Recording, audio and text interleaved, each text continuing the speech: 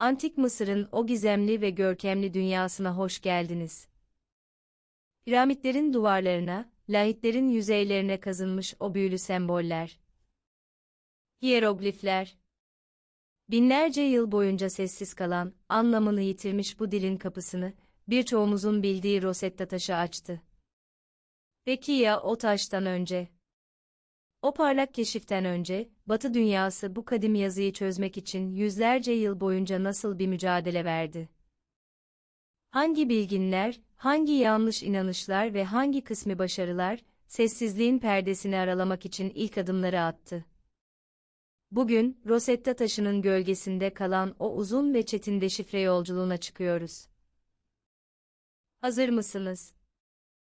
Antik Mısır medeniyetinin ışıltılı mirası, binlerce yıl boyunca duvarlara ve papirüslere kazınmış karmaşık semboller, yani hiyeroglifler aracılığıyla Batı dünyasına ulaştı. Ancak bu görkemli yazının, milattan sonra 4. yüzyılda kullanımı tamamen sona erdiğinde, okuma yeteneği de beraberinde kayboldu. 1000 yıldan uzun bir süre boyunca, bu esrarengiz yazıtlar sessiz kaldı, Batılı bilginlerin zihninde derin bir bilmece olarak yer etti. Rosetta taşının 1799'daki keşfi, çözümü hızlandıran bir katalizör olsa da, bu dönüm noktasından önce de Batı'da hiyeroglifleri anlama yolunda uzun, yanlışlarla dolu ancak kararlı bir entelektüel mücadele verilmiştir. Rönesans döneminde Batı'nın antik çağa olan ilgisi yeniden canlanırken, Mısır hiyeroglifleri de merak konusu oldu. Ne yazık ki, bu ilk çabalar büyük ölçüde hatalı bir öncül üzerine kuruluydu. Hiyerogliflerin tamamen ideografik veya sembolik olduğu inancı.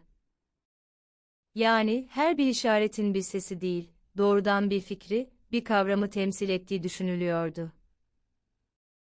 Bu yanlış varsayımın kökeni, milattan sonra 4. yüzyılda yaşamış Mısırlı rahip Horapollo'nun Hiyeroglifler adlı eserine dayanıyordu.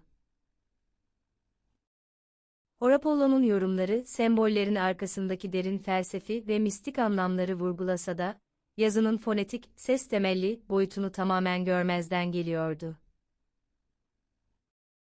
Yüzyıllar boyunca Athanasius Kircher gibi Cizvit bilginleri de dahil olmak üzere birçok araştırmacı, bu mistik ve sembolik okumaları benimseyerek, yazıtları çözmek yerine, genellikle kendi felsefi görüşlerini yansıtan karmaşık alegoriler üretti.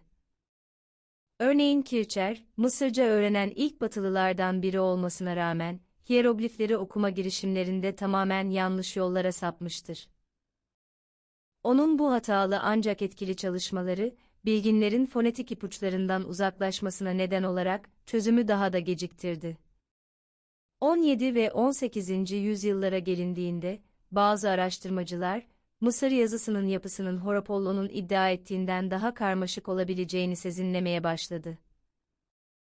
Özellikle, Mısır yazısının 3 farklı biçimde ortaya çıktığının farkına varıldı. Hiyeroglif, anıtlar için kullanılan resim yazısı, hiyeretik, rahip ve resmi metinler için kullanılan el yazısı ve demotik, günlük kullanım için daha da basitleştirilmiş el yazısı.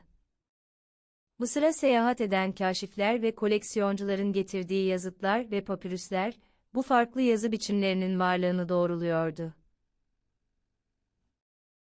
Rosetta taşından hemen önce atılan en önemli ve doğru adımlar, genellikle İskandinav ve Fransız bilginlerden geldi. Özellikle Fransız oryantalist ve diplomat Silvestre de Sacchi, 18. yüzyılın sonlarında, hiyerogliflerin en son aşaması olan demotik yazıya odaklandı. De Sacchi, demotik metinlerdeki bazı işaretlerin sesleri temsil etmesi gerektiğini ve bu işaretlerin muhtemelen yabancı isimleri, örneğin Yunan hükümdarlarının isimlerini, hecelemek için kullanıldığını öne sürdü. Bu sembollerin yalnızca fikirlere değil, aynı zamanda seslere de karşılık gelebileceği yönünde atılan kritik bir zihinsel kırılmaydı. Yine aynı dönemde Danimarkalı bilim adamı Jørgen Zonga, sadece resim yazısı değil, alfabetik unsurların da hiyeroglif sisteminin bir parçası olması gerektiğini savundu ve özellikle kartuş adı verilen oval çerçevelerin, muhtemelen hükümdar isimlerini içerdiğini öne sürerek daha sonraki deşifre çalışmalarına temel oluşturacak önemli bir hipotez ortaya attı. Bu erken dönem çalışmaları, hiyerogliflerin tamamen sembolik değil, karmaşık bir sistemin parçası olduğu ve fonetik değerler taşıdığı gerçeğine doğru atılan kararsız ancak doğru adımlardı. Bu bilginler, Rosetta taşının keşfinden önce, Mısır yazısının kapısını aralamak için gereken doğru varsayımları formüle etmişlerdi.